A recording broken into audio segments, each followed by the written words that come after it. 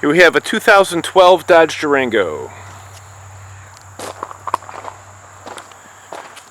The first thing you need to do is slide the front seat forward. You can use this latch to get the seat all the way down. Then this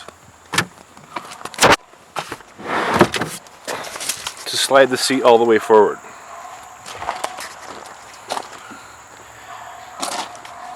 To get to the battery,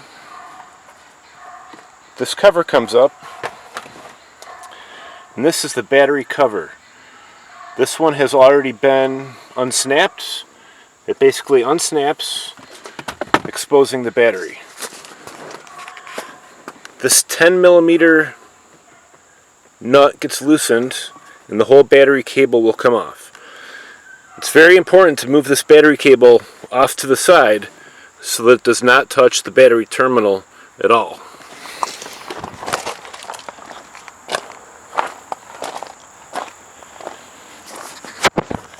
Next, on the TIPM, this 13mm bolt nut must be removed. Once the nut is removed, this cable can be moved to the side. On the TIPM, there are 4 clips that hold it in place. It's 1, 2, then there's 2 more on the other side. Once they're unclipped, the whole TIPM can slide upwards.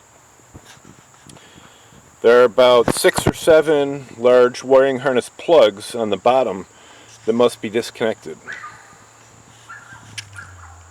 And that is how you remove the TIPM on a Dodge Durango.